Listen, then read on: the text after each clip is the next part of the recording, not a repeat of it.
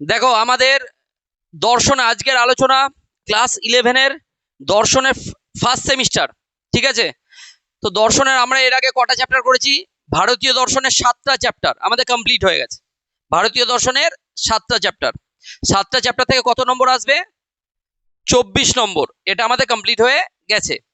এরপরে আমরা শুরু করেছি পাশ্চাত্য দর্শন, মানে সেকেন্ড ইউনিট। পাশ্চাত্য দর্শনের দুটো চ্যাপ্টার আছে, দুটো চ্যাপ্টার থেকে 8 আর 16 নম্বর আসবে। কত নম্বর? 16 নম্বর। তাহলে এই দুটো চ্যাপ্টারের মধ্যে একটা প্রথম অধ্যায় আমরা শুরু করেছি। পাশ্চাত্য দর্শনের প্রথম অধ্যায়ের নাম কি? দর্শনের স্বরূপ ও শাখাসমূহ। প্রথম অধ্যায়ের নাম কি? দর্শনের স্বরূপ ও শাখাসমূহ। তাহলে প্রথম অধ্যায়ের নাম দর্শনের স্বরূপ ও শাখাসমূহ। ক্লিয়ার হচ্ছে? প্রথম অধ্যায়ের আগের দিন বিস্তারিত আলোচনা আমরা করেছি, ভিডিও আমাদের দেওয়া আছে। আজকে যেটা করেছি সেটা হচ্ছে ওই যে বিস্তারিত আলোচনা হয়েছে এই দর্শনের পাশ্চাত্য দর্শনটা, দেখ বোঝার জন্য শাখাগুলো বোঝা যাবে, যে জ্ঞানবিদ্যা, অধিবিদ্যা, তারপর নীতিবিদ্যা, যুক্তিবিদ্যা, ঠিক আছে, তারপরে হচ্ছে সমাজ দর্শন, রাষ্ট্র দর্শন, এইগুলো আমরা কি করেছি আগের দিন আমরা ডিটেলসে জেনেছি। কিন্তু পরীক্ষার সময় কোশ্চেন কিরকম আসবে, এটা হচ্ছে মেন কোশ্চেন। পরীক্ষার সময় কিন্তু শুধুমাত্র যে এপিস্টেমোলজি, মেটাফিজিক্স এইসব দিয়ে প্রশ্ন আসবে না। পরীক্ষার সময় কোশ্চেন আসবে দর্শনের স্বরূপ।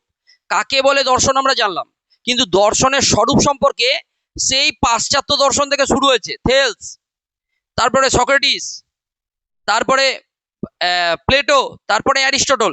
দেখো সিরিয়াল বাই আসছে। সঙ্গে এই আধুনিক সমাজ পর্যন্ত, এই আধুনিক সময় পর্যন্ত দর্শন নিয়ে পাশ্চাত্য দর্শনে কে কি কথা বলেছে, কার কি উক্তি দর্শন সম্পর্কে, সেগুলো কিন্তু জানতে হবে।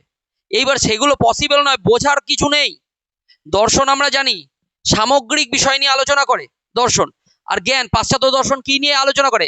জ্ঞান, জ্ঞানের কিভাবে উৎস হয়েছে, ওয়াইজ পার্সন, অ্যাকচুয়ালি ফিলোসফি, ফিলোসোফিয়া, তাই না? তাহলে পাশ্চাত্য দর্শনে কোশ্চেন আসবে, সেই জন্য আমি নোটস বানিয়েছি। এই যে নোটসটা পড়লেই 8টা কোশ্চেন এখান থেকে কমন চলে আসবে। এই একটা নোটস যদি পড়ে নাও, নোটস পড়লেই 8টা কোশ্চেন এখান থেকে পুরো কমন আসবে।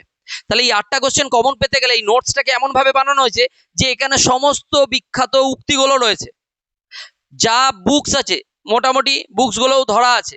তাহলে এখান থেকে কি কোশ্চেন আসার জন্য বেশি উক্তি, এইটাতে এই পাশ্চাত্য দর্শন উক্তি মনে রাখতেই হবে, এছাড়া কোনো অপশন নেই। বুঝতে পেরেছো কি বললাম? পাশ্চাত্য দর্শনে সেই জন্য উক্তিগুলো কি করতে হবে, আমাদের বেশি প্র্যাকটিস করতে হবে, কারণ প্রত্যেকটা উক্তির সাথে তো 4টে করে অপশন থাকবে। তাই তোমরা উক্তিগুলোকে বাড়িতে খুব ভালো করে প্র্যাকটিস করে নিও। বুঝতে পেরেছো কি বললাম? তারপরে গিয়ে আমি ওয়ান লাইনার একটা সেট নিয়ে আসবো যেটা মুখস্থ করার জন্য। ক্লিয়ার হচ্ছে?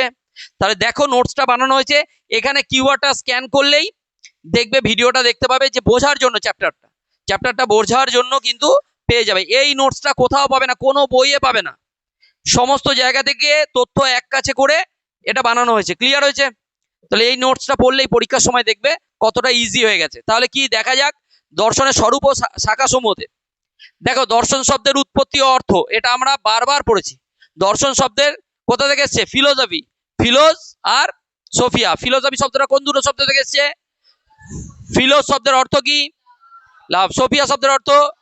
ফিলোসফি শব্দের উৎপত্তিগত অর্থ। তাহলে লাভ অফ নলেজের বাংলা কি? তাহলে এগুলো আমরা মোটামুটি জানি।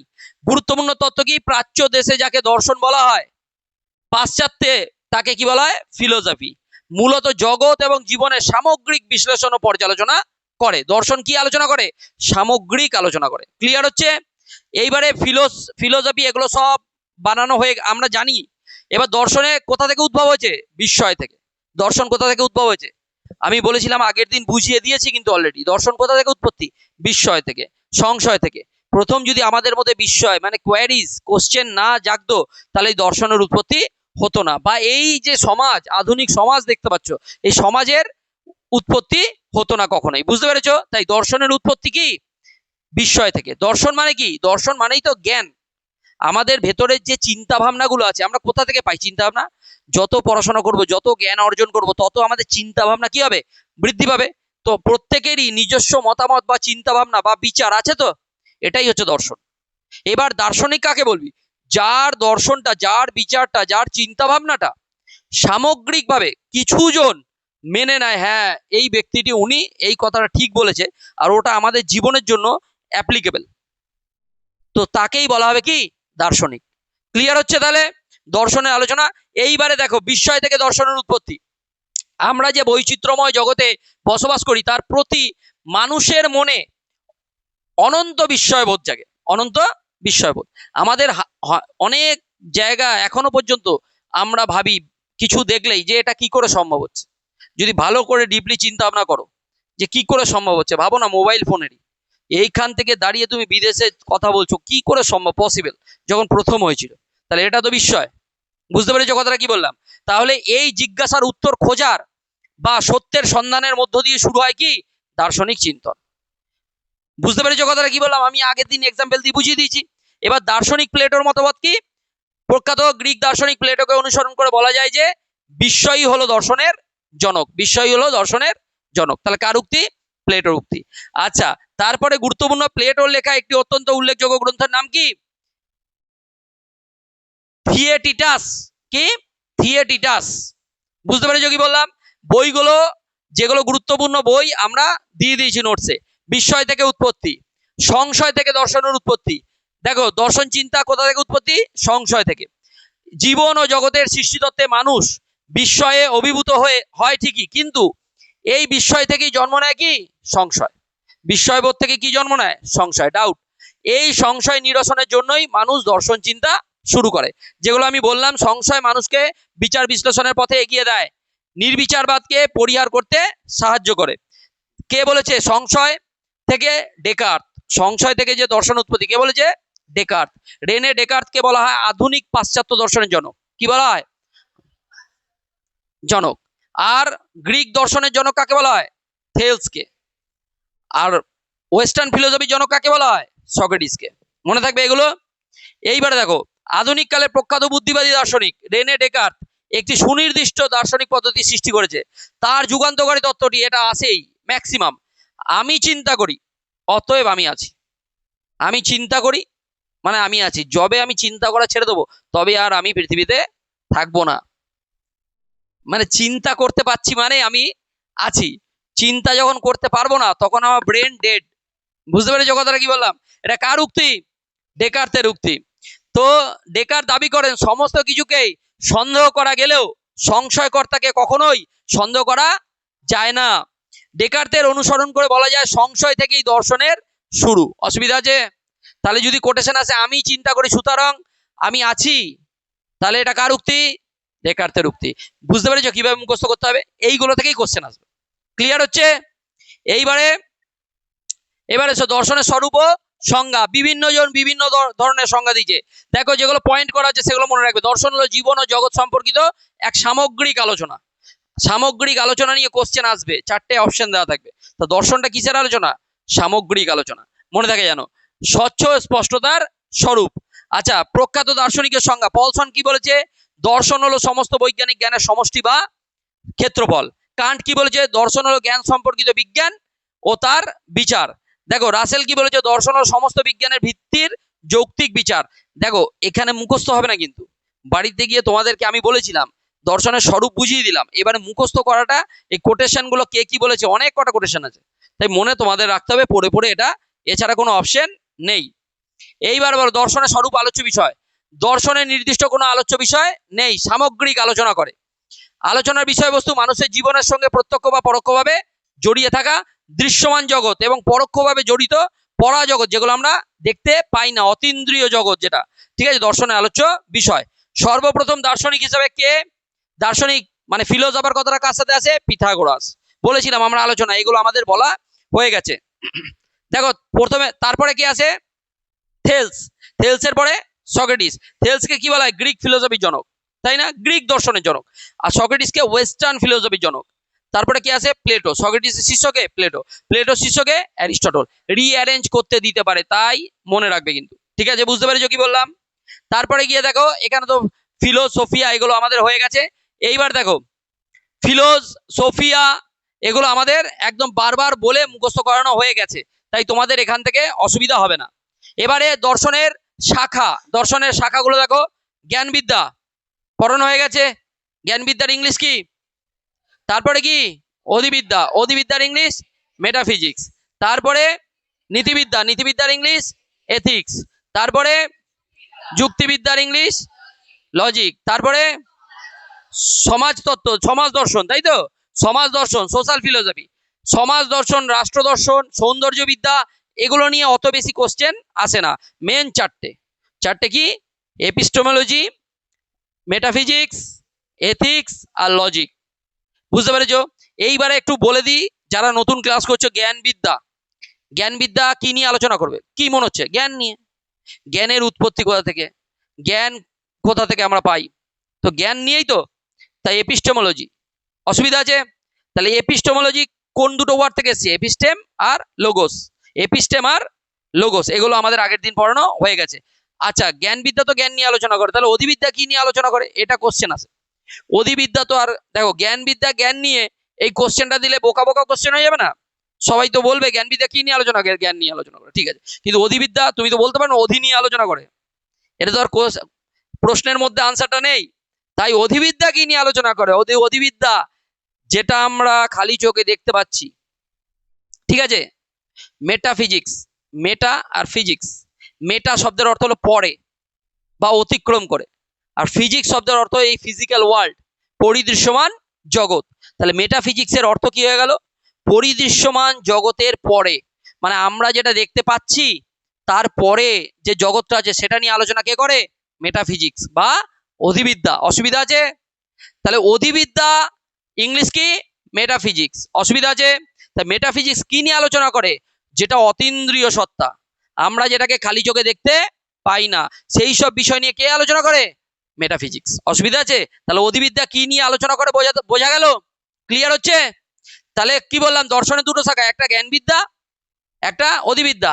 আর কি? নীতিবিদ্যা। নীতিবিদ্যা কি নিয়ে আলোচনা করে? নীতি। এথিক্স, এথিক্স শব্দটা কোত্থেকে এসছে? কেউ এখানে বলতে পারবে? স্যার আগের দিনে ভিডিও তো আমার দেখাই হয়নি, আপনি তো বলেনি, দেখে আসতে হবে। এথিক্স শব্দটি ইথস শব্দ থেকে এসছে। কি শব্দ থেকে? ইথস।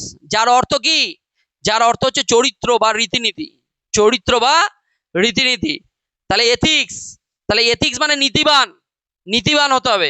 এই নীতি নিয়ে আলোচনা করে, নৈতিক, নৈতিকতা নিয়ে কে আলোচনা করে? এথিক্স, নীতিবিদ্যা। তারপরে কি আছে? যুক্তিবিদ্যা। যুক্তিবিদ্যা লজিক, আমরা কথায় কথায় তর্ক করি আর বলি তুই লজিকে কথা বল, লজিকে, লজিকে কথা বল মানে যুক্তি দিয়ে বল, উল্টো পাল্টা ভুলভাল বকিস না, ঠিক আছে। তোমরা এটা বুঝতে পারো যে এই এই কোথায় লজিক থাকে না বেশি? মায়ের সাথে যখন তর্ক হয় তখন আর কোনো লজিক কাজ করে না। তোমরা সমস্ত লজিক দাও কিন্তু মা কোনো লজিক বিশ্বাস করে না। তোমরা বলো মোবাইলে আমি স্যারের ভিডিও দেখছি, মা ভাবছে মোবাইলে তুমি রিলসই ঘাটছো। এটা মা সত্যিই ভুল করে, এটা ভুল, ভুলবশত ভেবে বসে যে তুমি সারাদিন রিলস কেটে যাচ্ছ। আর তোমরা যখনই মা আসছে তখনই রিলস সরিয়ে দিয়ে পিকে স্যারের ভিডিও চলছে। এই দেখো, তুমি বলো তাহলে স্যারকে বলবো, তাহলে মা ভিডিও দেখতে দিচ্ছে না। যেই আবার মা চলে গেল রান্না করতে, তুমি আবার মানে মনোযোগ দিয়ে পড়াশোনা করছো আর কি। যাই হোক, তো বুঝতে পারছো কথাটা কি বললাম? তাহলে গিয়ে লোগোস, লজিক কথাটা কোত্থেকে এসছে? লোগোস থেকে, যারা তো চিন্তা করা, লজিকে। তারপরে লোগোস মানে চিন্তা করা, চিন্তা করেই যখন আমাদের কারোর সাথে কারোর তর্ক লাগে, আমরা দেখো তর্ক লাগলো তো, ধরো ওই টাইমে তর্কটা হেরে গেলে, দিয়ে রাত্রেবেলা ঘরে গেলে চিন্তা, এই পয়েন্টটা মিস করে গেলাম, এই পয়েন্টটা ওই টাইমে আমার মনে পড়লো, মানে তুমি চিন্তা করে আনতে পারোনি ওই টাইমে, তোমার ওই পয়েন্টটা কি হয়নি? চিন্তা করতে পারোনি, তাই এটা মনে হয়েছে। তার মানে লজিক মানে কি আছে? যুক্তি। আর যুক্তি কিসের মাধ্যমে আসে? চিন্তার মাধ্যমে। চিন্তা করে যেটা ভাষায় প্রকাশ করা হয় সেটাই হচ্ছে যুক্তি। বুঝতে পেরেছো কথাটা কি বললাম? অসুবিধা আছে? তাহলে এইগুলো এই শাখা। সমাজ দর্শন সমাজ নিয়ে আলোচনা করে, ঠিক আছে। গিসবার্ট বলেছে সমাজ দর্শন হলো সমাজ ও দর্শনের মিলনস্থল, এটা কোনো ব্যাপারই না। কে বলেছে? গিসবার্ট। তো এই টুকটাক এগুলো মনে রাখতে হবে, কিছুই নেই। আচ্ছা, তাহলে কি অসুবিধা আছে শাখাগুলো নিয়ে? তাহলে দর্শনের প্রথম দেখো, ভালো করে ভাবো, আমাদের চ্যাপ্টারটার নাম কি? দর্শনের স্বরূপ ও শাখাসমূহ। স্বরূপ নিয়ে কোটেশন আছে, বিভিন্ন বিভিন্ন তাত্ত্বিক বিভিন্ন রকম ভাবে দর্শনকে বলেছে, সংজ্ঞা দিয়েছে। আর শাখাসমূহ তো আমরা জানলাম। এইবারে নোটস কিভাবে হয়েছে দেখো। প্রথমে জ্ঞানবিদ্যা। জ্ঞানবিদ্যা সম্পর্কে আমরা জানি আধুনিক কালে দর্শনের এই শাখাটির গুরুত্ব দারুণভাবে অনুভূত হয়। কেন? জ্ঞান না থাকলে আধুনিক যুগে কোনো কোনো কাজ নেই, বাদ বাকি কাজ সব এআই করে দিচ্ছে। যদি জ্ঞানটাই না সংগ্রহ করো তোমরা, আমি এই প্রসঙ্গে আরেকটা কথা বলে দিচ্ছি, তোমরা আমার কাছে পড়তে আসছো, যদি শুধুই ভাবো যে নোটসের জন্য আর স্যার আমাদের লেখাবে খাতায় ভর্তি করে লিখিয়ে দেবে বাড়ি চলে যাবো পরীক্ষার সময় পড়ে নেবো, তাহলে আমার কাছে পড়তে আসার প্রয়োজন পড়বে না। ওই জন্য চ্যাট জিপিটি আছে, এআই আছে, ইউজ করবে, নোটস পেয়ে যাবে, বাজারে অনেক নোটস বুক আছে। আমার কাছে আসার অর্থ হচ্ছে কিছু বুঝতে আসবে, আর বোঝাবো আমি নিজের মাথা থেকে, আর তোমরাও বুঝবে নিজের মাথা থেকেই। সেই জন্য আমার ট্যাগলাইন খাতায় নয় মাথায়। বুঝতে পেরেছো কথাটা কি বললাম? তো এটা ফিল করো, জ্ঞান বিদ্যা এখনকার দিনে জ্ঞান যদি প্রকৃত নলেজ সংগ্রহ না করো তাহলে কোথাও টিকতে পারবে না। তাহলে প্রকৃত নলেজ সবাইকে সংগ্রহ করতে হবে লাইফে যদি সাকসেসফুল হতে হয়। তো কথা হলো শোনো, দর্শনের যে শাখা জ্ঞানের উৎস, স্বরূপ, শর্ত, পরিধি এবং তার সম্ভাব্যতা নিয়ে আলোচনা করে তাকেই বলা হয় জ্ঞানবিদ্যা। কিন্তু দেখো, জ্ঞানবিদ্যা নিয়ে যদি প্রশ্ন আসে, এই লাইনটা তোমার মনে রাখার প্রয়োজন নেই। জ্ঞানবিদ্যা যদি প্রশ্ন আসেই এমসিকিউ, তুমি তো বুঝতেই পারবে যে জ্ঞানবিদ্যা কি নিয়ে আলোচনা করে, তাই তো? জ্ঞান সংক্রান্তই হবে, পারা যাবে। এপিস্টেমোলজি শব্দটির বাংলা প্রতিশব্দ কি? কোন শব্দ থেকে এসছে? এপিস্টেম, যার অর্থ হলো জ্ঞান, আর লোগোস কথার অর্থ হলো বিদ্যা, তাহলে জ্ঞান বিদ্যা। সুতরাং এপিস্টেমোলজি শব্দের অর্থ হলো জ্ঞান বিদ্যা, এগুলো আমরা জানি। এইবারে অধিবিদ্যা। অধিবিদ্যা মেটাফিজিক্স। অধিবিদ্যা কি? মেটাফিজিক্স। মেটাফিজিক্স তাহলে খাতায় লেখার প্রয়োজন পড়বে? আমি যে গল্পগুলো বললাম সেগুলো যদি লেখা আছে, তাহলে খাতায় লেখার প্রয়োজন নেই, নোটসটা ভালো করে পড়বে, একদম পরীক্ষার সময় দেখবে নাম্বার পাবে। এইবার তোমাদেরকে আমি বলছি, নোটস দিয়ে দিচ্ছি, এত কিছু সুবিধা হচ্ছে, তোমরা তোমাদের মতোই অ্যাক্টিভিটি করছো, এই পড়ে যাচ্ছ, আবার এক সপ্তাহ পর পড়তে আসছো, দিয়ে কোনো রকম চর্চা, বিশ্লেষণ, পর্যালোচনা কিছুই করছো না। বুঝতে পেরেছো? এরা বলছে রাষ্ট্রবিজ্ঞানের ডায়লগ দিয়ে দিল, ঠিক আছে, মূল্যায়নটা বললাম না তো, মূল্যায়ন কখন করবে? আগে জানবে, তারপর তো মূল্যায়নটা করবে। চর্চা, বিশ্লেষণ, পর্যালোচনা আগে হোক, তারপরে গিয়ে আমরা মূল্যায়ন লিখবো, তার আগে মূল্যায়ন করতে পারবো না, তাই তো? সেই জন্য মূল্যায়ন বলিনি। বুঝতে পেরেছো কি বললাম? আচ্ছা, তাহলে অধিবিদ্যা। অধিবিদ্যা দর্শনের একটি অত্যন্ত গুরুত্বপূর্ণ শাখা। অধিবিদ্যাকে আবার তত্ত্ববিদ্যা রূপে উল্লেখ করা হয়। এইবার অধিবিদ্যার আলোচ্য বিষয় কি? অবভাস বা বস্তু সত্তা। অবভাস বা বস্তু সত্তা। আমাদের জ্ঞেয় বস্তুর রূপ হলো দুটি, একটি হচ্ছে অবভাসিত রূপ, আর একটা হচ্ছে বস্তু সত্তা। অবভাসিত রূপ কোনটা জানো? ভালো করে বোঝো, আমি তো ছবি আঁকতে ভালো পারি না, যাই হোক তোদের বোঝাই কিরম ভাবে, একটা ট্রাই করি, বুঝলি তো? তোরা আবার হাসাহাসি করিস না, বুঝলি তো? শোন, এরকম একটা, আচ্ছা, এরকম একটা পাত্র আছে, বুঝলি তো? আর এখানে হচ্ছে, আচ্ছা, জল আছে, জল। তোরা আমি বলে বলে যাবো, তোরা না ইমাজিন করবি, হ্যাঁ, জাস্ট ইমাজিন আর কি। দিয়ে একটা, এই যে জল আছে, ঠিক আছে, জলের মধ্যে এইবার একটা দণ্ড ঢোকাচ্ছি, দণ্ড একটা, এই যে পেনটাই ধর, পেন, একটা পেন, হ্যাঁ, পেন, পেন জলের মধ্যে দিলাম।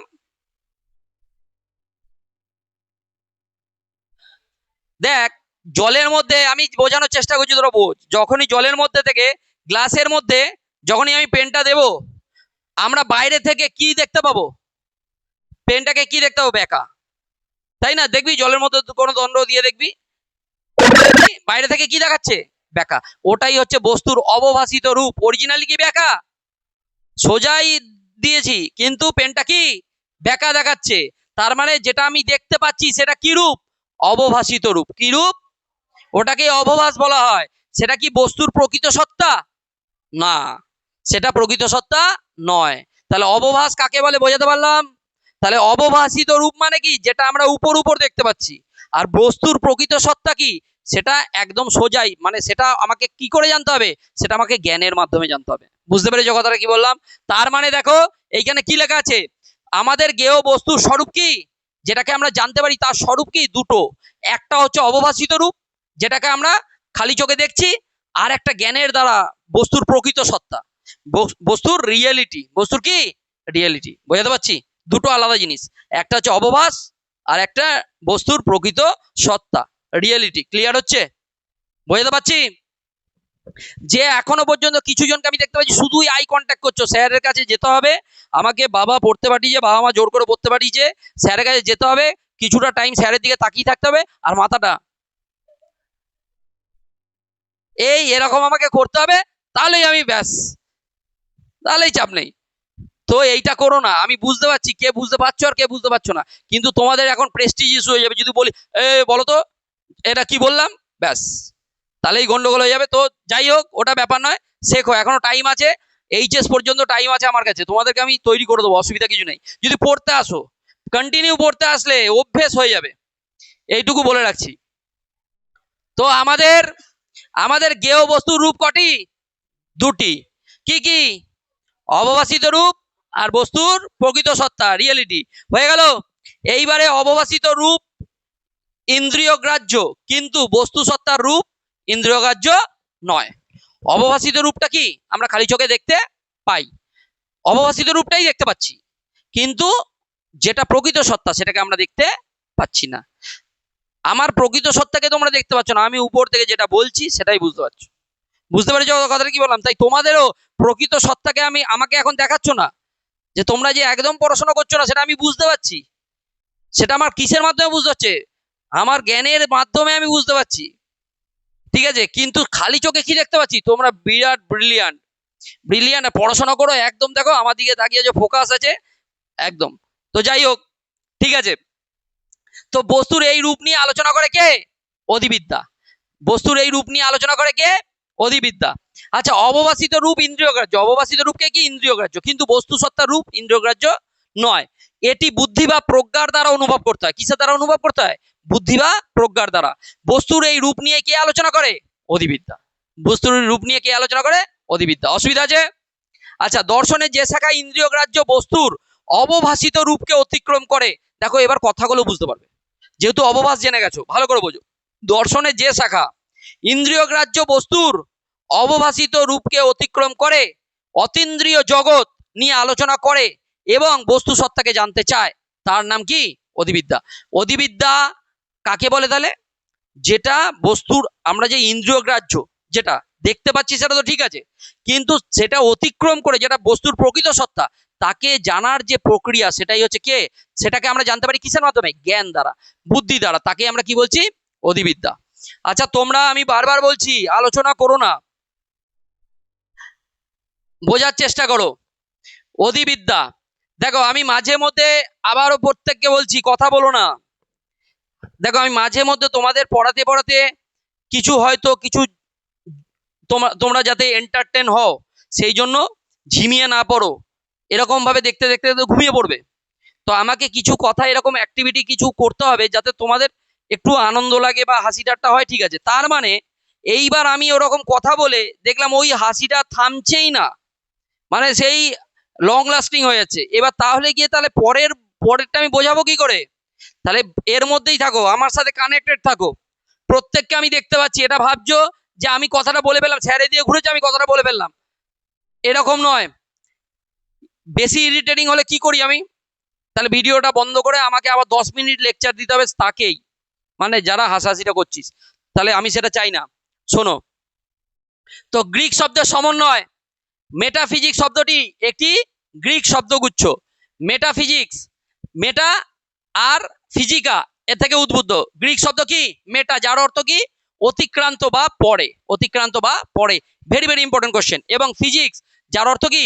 পরিদৃশ্যমান জগৎ বা প্রাকৃতিক বিজ্ঞান, যেটা আমরা খালি চোখে দেখতে পাচ্ছি।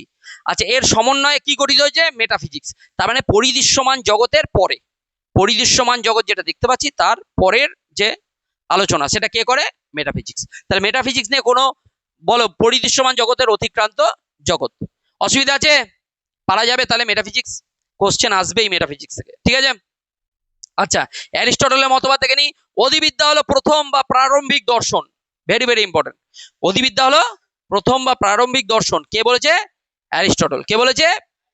আমি চিন্তা করি অতএব আমি আছি, কে বলেছে? ডেকার্ট। যাই হোক, কেমন হালকা হালকা সাউন্ড হলো, তার মানে তোরা কিরম ভাবে দেখছিস বুঝতে পারছিস তো? সবাই মিলা বল ডেকার্ট। আচ্ছা, এরপরে নীতিবিদ্যা। এরপর কি বলবো? নীতিবিদ্যা। নীতিবিদ্যা মানে এথিক্স। এথিক্সের উৎপত্তি ও অর্থ, নীতিবিদ্যার সংজ্ঞা। নীতিবিদ্যা দর্শনের একটি শাখা যা সমাজে বসবাসকারী মানুষের আচরণের নৈতিক বিচার করে। কি করে? কোনটা উচিত কোনটা অনুচিত, এটা নৈতিক বিচার কোথা করে? নীতিবিদ্যা থেকে আমরা শিখতে পারি। বুঝতে পেরেছো? ছোটবেলা থেকেই বাবা মা কি বলে যে ভালো করে পড়াশোনা করো, বড়দের সম্মান করো, বাবা মায়ের কথা শুনে চলবে। কিন্তু প্রথম বাবা মা এটাই বোঝায় যে বাবা মায়ের কথা শুনে চলা উচিত, কিন্তু আমরা সেটাই আগে বন্ধ করে দিই, যে বাবা মা যেটা বলছে সেটা সবই ভুল, শুধুই পড়তে বসতে বলে, শুধুই পড়তে বসতে বলে, আর কিছু বলে না। কিন্তু আর কদিন পরে বাবা মা পড়তে বলা ছেড়ে দেবে। বাবা মা যখনই পড়তে বলা যে পড়তে বস এই কথাটা বলা যেদিন ছাড়বে, সেই দিন তোমরা বুঝতে পারবে যে আসল রিয়েলিটি কি। আবারও বলছি, এখন পড়তে বসতে বলে, সেটা যতটা খারাপ লাগে তার থেকে বেশি খারাপ লাগবে যখন পড়তে বসতে আর বলবে না।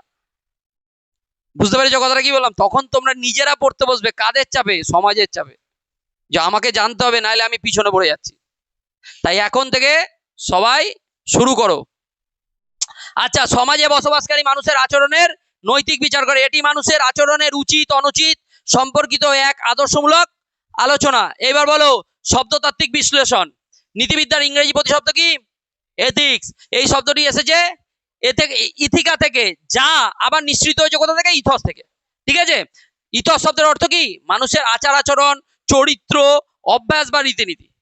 বিশেষ করে চরিত্রটা আসে পরীক্ষার সময়, তাই কেউ আর না ওটার দিকে যাই না। নীতির সাথে চরিত্রের কি সম্পর্ক? কিন্তু একদম ওতপ্রোতভাবে সম্পর্ক জড়িয়ে আছে। শব্দতাত্ত্বিক বিশ্লেষণ নীতিবিদ্যার মোরাল ফিলোসফি, নীতি দর্শন ও বলা হয় কি? মোরাল শব্দটি ল্যাটিন শব্দ কোত্থেকে এসছে? মোর্স থেকে উদ্ভূত। এই মোর শব্দের অর্থটি হলো কি? অভ্যাস, রীতিনীতি বা আচরণ। অভ্যাস, রীতিনীতি বা আচরণ। বিশেষ করে ইথস শব্দটা ভালো করে পড়ে নেবে। নীতিবিদ্যা, নীতিবিদ্যা মানুষের নৈতিক আদর্শ সংক্রান্ত বিজ্ঞানী হলো নীতিবিদ্যা। এটি মানব জীবনের পরম আদর্শ নিয়ে আলোচনা করে। দেখো এখানে বিখ্যাত উক্তি কি? থেলস কি বলেছে? দর্শনের আদি পুরুষ কাকে বলা হয়? গ্রিক দর্শনের ফিলোসফি কাকে বলা হয়? ফিলোসফার মানে গ্রিক দর্শনের জনক কাকে বলা হয়? থেলসকে। অসুবিধা আছে?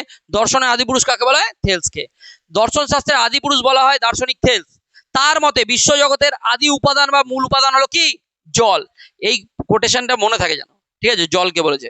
আর কপি প্রখ্যাত যুক্তিবিজ্ঞানী, একজন বিখ্যাত যুক্তিবিজ্ঞানী হলেন copy. Introduction to logic, introduction to logic এটা দুবার এসছে, এই যে গ্রন্থ এটা আছে। ইন্ট্রোডাকশন টু লজিক গ্রন্থের লেখক কে? কপি। অসুবিধা আছে? মনে থাকবে, ফুলকপি বাঁধাকপি এগুলো নয়, কপি। বুঝতে পেরেছি কি বললাম? তাই এইভাবে মনে রাখো, ইন্ট্রোডাকশন টু লজিক। আচ্ছা, নীতিবিদ্যার আলোচ্য বিষয়, নীতিবিদ্যার আলোচ্য বিষয় কি কি আছে ভালো করে বোঝো। নীতিবিদ্যা হচ্ছে, নীতিবিদ্যা মানুষের ভালো মন্দ, ন্যায় অন্যায় প্রভৃতি নৈতিক মাপকাঠির ভিত্তিতে বিচার করে। এটি প্রধানত মানুষের ঐচ্ছিক ক্রিয়া। এটা কি ক্রিয়া? ঐচ্ছিক ক্রিয়া নিয়ে আলোচনা করে, অনৈতিক বা স্বয়ংক্রিয় কাজের আলোচনা নয়। অসুবিধা আছে? আচ্ছা, আদর্শনিষ্ঠ বিজ্ঞান। নীতিবিদ্যা হলো, আচ্ছা নীতিবিদ্যাকে কি বলা হয়? আদর্শনিষ্ঠ বিজ্ঞান। কোশ্চেন আসবে, কাকে আদর্শনিষ্ঠ বিজ্ঞান বলা হয়? নীতিবিদ্যাকে। এটি হলো মানুষের নৈতিক আদর্শ সংক্রান্ত বিজ্ঞান। উইলিয়াম লিলির মতে, উইলিয়াম লিলির মতে নীতিবিজ্ঞান হলো সমাজে বসবাসকারী মানুষের আচরণ সম্পর্কীয় একটি আদর্শনিষ্ঠ বিজ্ঞান। একদম আছে, এটা তোমরা বুঝতেও পারবে, অসুবিধা কিছু নেই। এরপরে গুরুত্বপূর্ণ সাহিত্য জনক, ইন্ট্রোডাকশন টু এথিক্স গ্রন্থটি কার? William Lillie. Introduction to logic কার? কপি। আর introduction to ethics William lily.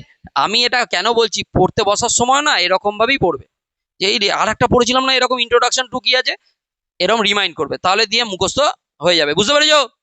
আচ্ছা, নৈতিকতার জনক কাকে বলা হয়? গ্রিক দার্শনিক সক্রেটিসই প্রথম মানুষকে বোঝায় যে যুক্তি দিয়ে সবকিছু বিচার করতে হবে, নৈতিক চরিত্রবান হওয়া উচিত। তো গ্রিসে এই জিনিসটা করার জন্য সক্রেটিসকে কি করে? দেশদ্রোহী আখ্যা দিয়ে বিষ খাইয়ে মেরে দেয়। ঠিক আছে? আচ্ছা, বিষ খেতে বাধ্য করা হয় আর কি যাকে। যুক্তিবিদ্যা, যুক্তিবিদ্যার ইংরেজি প্রতিশব্দ কি? লজিক। শব্দগত উৎপত্তি, লজিক কথাটির বাংলা প্রতিশব্দ কি? যুক্তিবিদ্যা বা তর্কবিদ্যা। লজিক কথাটি এসেছে কোথা থেকে? লজিকে থেকে, লজিকের শব্দ থেকে। লজিকের শব্দটি হলো কি? লোগোসের বিশেষণ, লোগোসের বিশেষণ। এটি মূলত একটি কি শব্দ? ল্যাটিন শব্দ। আর লোগোস কথার অর্থ কি? চিন্তা বা ভাষা, চিন্তা বা ভাষা। তাই চিন্তা সম্বন্ধীয় বিজ্ঞান বলতে কাকে বোঝায়? যুক্তিবিদ্যাকে বলে। অসুবিধা আছে? এগুলো তো আমি বলেই দিয়েছি আগে, বুঝতে পারছো। আলোচ্য বিষয় কি? যুক্তিবিদ্যাও একটি আদর্শনিষ্ঠ বিজ্ঞান। যুক্তিবিদ্যার মূল আলোচ্য বিষয় কি? অনুমান। যুক্তির আলোচ্য বিষয় কি? অনুমান। যে আদর্শনিষ্ঠ শাস্ত্র যুক্তির গঠন, যুক্তির নিয়ম নির্ধারণ করে এবং যুক্তির বৈধতা ও অবৈধতা বিচারের পদ্ধতি নিয়ে আলোচনা করে তাকেই যুক্তিবিজ্ঞান বা তর্কবিদ্যা বলা হয়। ঠিক আছে, যুক্তি নিয়ে আলোচনা করে। সমাজ দর্শন কি নিয়ে আলোচনা করে? সমাজ দর্শন সমাজ নিয়ে আলোচনা করে যে দর্শন, সেটাই হলো সমাজ দর্শন। সমাজ দর্শনের বিখ্যাত উক্তি কে বলেছে? গিজবার্ড। এটাই মনে রাখবে, এটাতেই কোশ্চেন আসবে। কি বলেছে? সমাজ দর্শন হলো সমাজ বিজ্ঞান ও দর্শনের মিলনস্থল। ঠিক আছে, এইটুকু মনে রাখলে সমাজ দর্শন। দেখো, মানুষের প্রথম পরিচয় সে সামাজিক জীব। সমাজের প্রকৃতি কালে কালে পরিবর্তিত হলেও সমাজ ছাড়া মানুষ বাঁচতে পারে না। মানুষের যৌথ সামাজিক জীবন সম্পর্কে দর্শন সম্মত আলোচনাই হলো সমাজ দর্শন। আচ্ছা, এর আলোচ্য বিষয়ের মধ্যে সমাজ এবং সামাজিক রীতিনীতি অন্তর্ভুক্ত। আচ্ছা, কি কোশ্চেন আসে? এটা কোশ্চেন আসে। সমাজ বিজ্ঞান কি? সমাজ বিজ্ঞান হলো সমাজ দর্শন, সমাজ বিজ্ঞান ও দর্শনের মিলনস্থল সমাজ দর্শন। আচ্ছা, এর জনকে ফান্ডামেন্টালস অফ সোসিওলজি গ্রন্থটি কে লিখেছে? গিজবার্ড। ফান্ডামেন্টালস অফ সোসিওলজি গ্রন্থটি কে লিখেছে? গিজবার্ড। সমাজ বিজ্ঞানের জনককে? অগাস্ট কোথ। ঠিক আছে, ফাদার অফ সোসিওলজি বলা হয়। অসুবিধা আছে? এবারে দার্শনিকদের কিছু উক্তি দেখে নি। প্লেটো কি বলেছে? বিস্ময়বোধ থেকে আদি চিন্তার এবং দর্শনের উৎপত্তি। আচ্ছা, অথবা দিয়ে কি আসতে পারে? বিস্ময়ী দর্শনের জনক। আচ্ছা, তারপরে রেনে ডেকার্ত কি বলেছে? সংশয় থেকেই দর্শনের শুরু। তারপর কি বলেছে? যুগান্তকারী তত্ত্ব, আমি চিন্তা করি অতএব আমি আছি। অ্যারিস্টটল কি বলেছে? অধিবিদ্যা হলো প্রথম প্রারম্ভিক দর্শন। এগুলো আমরা পড়ে এসেছি। পলসন কি বলেছে? দর্শন হলো সমস্ত বৈজ্ঞানিক জ্ঞানের সমষ্টি বা ক্ষেত্রফল। পলসনের সাথে এগুলো মনে রাখবে। ক্ষেত্রফল কে বলেছে? পলসন। এইভাবে নিজেরা মনে রাখবে। আচ্ছা, কান্ট কি বলেছে? দর্শন হলো জ্ঞান সম্পর্কিত বিজ্ঞান ও তার বিচার। আচ্ছা, রাসেল কি বলেছে? দর্শন হলো সমস্ত বিজ্ঞানের ভিত্তির যৌক্তিক বিচার। এগুলো থেকে তোমাদের ডিফারেন্সিয়েশন করতে হবে এগুলো। এবার এক নজরে গ্রন্থ রচয়িতা এবং গুরুত্বপূর্ণ তথ্য। আচ্ছা, থিওটিটাস রচয়িতাকে? প্লেটো। তারপর ইন্ট্রোডাকশন টু লজিক কপি। আর একটা introduction to ethics William lily. এখানে বসে বসে তোমরা মনে করতে পারছো না? সবাই মিলে একসাথে বলবে, বেশ, তবে তো ভালো লাগবে আমার, যে চট করে মুখস্থ হয়ে গেল। স্যার, আপনাকে ভালো লাগাতে গেলে আমাদের ফুল কনসেন্ট্রেট করতে হবে, আর অত তো কনসেন্ট্রেশন পাওয়ার নেই, তাই তো? ওই প্রতিদিন আসিয়া স্যার আমাদের অপমান করে, এইভাবে অপমান করে। এই অপমানের বদলা নাও তোমরা একদিন এসে। স্যার কোশ্চেন দিন, কি ধরবেন ধরুন, এর পরের দিন এসে এরকম বলবে কোশ্চেন ধরুন, কি কোশ্চেন ধরবেন আমি সব বলে দিচ্ছি। এরকম একটা ইগো না তোমাদের ইগোটাও নেই। এই ব্যাপারটা, এই পড়াশোনার ক্ষেত্রে ইগো নেই। কেউ যদি বলে দেয় কোনো কিছু, বন্ধু বান্ধব কিছু বলে দিল, তাহলে তাকে প্রমাণ করার জন্য ব্যস্ত হয়ে পড়ো। কিন্তু এই পড়াশোনার ক্ষেত্রে ইগোটা আসছে না। সেই পড়াশোনার জন্য ইগো আসতে গেলে, তোমাদের এখন ইগো আসতে গেলে কেন, ঠুকরাকে মেরা পেয়ার, এরকম হলে ইগো আসবে এরকম। ঠিক আছে, আচ্ছা, যাই হোক, সেই সব অর্থাৎ এই দেখো, বিশেষ দার্শনিক তত্ত্ব কি? দর্শন শাস্ত্রের আদি পুরুষকে? থেলস। এগুলো জেনে এসেছি। জগতের মূল উপাদান জল, একথা কে বলেছে? থেলস। আচ্ছা, আদর্শনিষ্ঠ শাস্ত্র কি? তর্কবিদ্যা, সৌন্দর্যবিদ্যা আর নীতিবিদ্যা। এই তিনটাকে কি বলা হয়? আদর্শনিষ্ঠ শাস্ত্র। জ্ঞানবিদ্যা, এপিস্টেমোলজি, এই দর্শনের অন্তর্গত একটি শাখা। অধিবিদ্যাও এটি অতীন্দ্রিয় জগৎ নিয়ে আলোচনা করে। তাহলে এই চ্যাপ্টারটা মোটামুটি শেষ হলো।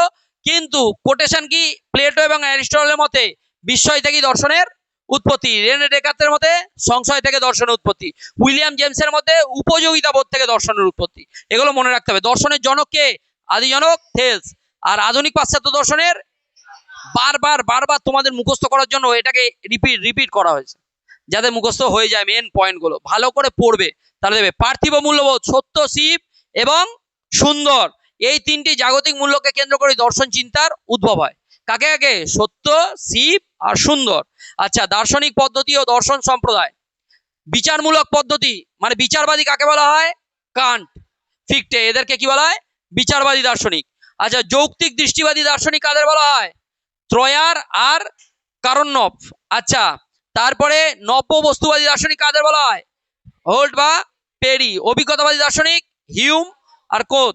আচ্ছা, দ্বন্দ্বমূলক বস্তুবাদ কার্ল মার্কস। যাচাইকরণ পদ্ধতি ত্রয়ার, সংশয় পদ্ধতি রেনে ডেকার। অসুবিধা আছে? পারা যাবে? এইগুলো ভালো করে মুখস্থ করে নেবে। এরপরে এসো, প্লেটোর অভিমত কি? দর্শন হলো বস্তু সত্তার জ্ঞান, দর্শন তারই জ্ঞান যা নিত্য, অপরিবর্তনীয় ও শাশ্বত। ঠিক আছে, এটা আগের দিনও আমি বুঝিয়ে দিয়েছি। আর বিখ্যাত গ্রন্থটার নাম কি? থিয়েটিটাস। বিখ্যাত গ্রন্থটার নাম থিয়েটিটাস। অ্যারিস্টটলের অভিমত সত্তা স্বরূপত যা তার অনুসন্ধান করে যে বিজ্ঞান তাই হলো দর্শন। ঠিক আছে, এটা বুঝিয়ে দিয়েছি আগের দিন। হেগেল কি বলেছে? দর্শন হলো শাশ্বত বিষয়ের জ্ঞান, ঈশ্বরের প্রকৃতি থেকে যা উদ্ভূত হয় দর্শন তারই জ্ঞান দেয়। ব্র্যাডলি কি বলেছে? এর অভিমত দর্শন হলো বস্তুর অবভাসের বিরোধী বস্তু সত্তা। অবভাস নিয়ে কোনো কোশ্চেন নেই। অবভাস বুঝতে পেরেছো তো? তাহলে আমার টেরা বেঁকা আঁকাটা দেখলেই বুঝতে পেরে যাবে, মানে তোমাদের মনে পড়ে যাবে যে অবভাস অ্যাকচুয়ালি কি। বুঝতে পারি? এগুলোও কিন্তু একটা বিষয়। এরকম কোনো একটা যদি ভুল ভালো কিছু হয় সেটা বেশি দিন মনে থেকে যায়। বুঝতে পেরেছো কি বললাম? তো যাই হোক, অগাস্টিন কোত এর অভিমত কি? দর্শন হলো সমস্ত প্রকার বিজ্ঞানের বিজ্ঞান, সমস্ত প্রকার বিজ্ঞানের বিজ্ঞান। কে বলেছে? কোত বলেছে।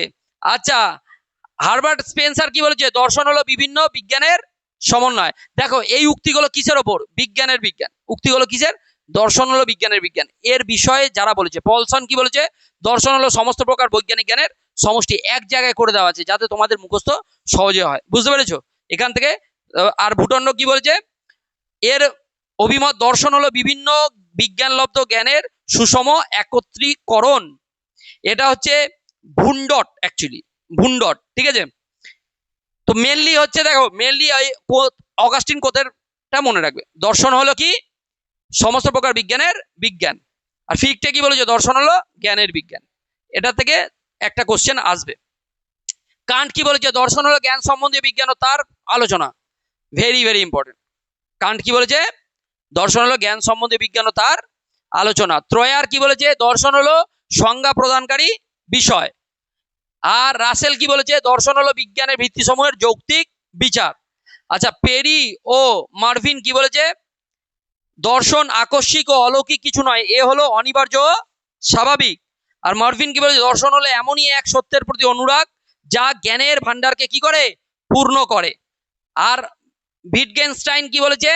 দর্শন হলো ভাষাগত সমালোচনা। ও এবার কি বলেছে? দর্শন হলো বিশ্ব প্রকৃতির এক সামগ্রিক অনুসন্ধান। এই হচ্ছে চ্যাপ্টার শেষ। তার মানে এই চ্যাপ্টারে আমাদের কি করতে হবে? মেন হচ্ছে কোটেশন গুলো মনে রাখতে হবে, এক জায়গায় করব, করা আছে বারবার বারবার রিপিট।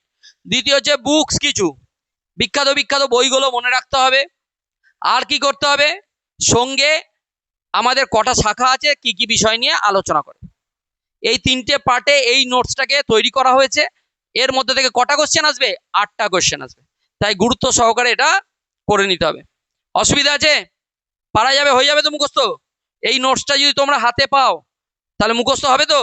পরের দিন এখান থেকে যদি এক্সাম নেওয়া হয় তাহলে পারা যাবে? হ্যাঁটা আমি জোর করে শুনতে চাই। পারা যাবে? যাক, ঠিক আছে। মানে এর পরের দিন হাফ হয়ে যাবে না তো? এ আজকে যতজন এসছিস, অসুবিধা নেই তো? ঠিক আছে, তাই হোক।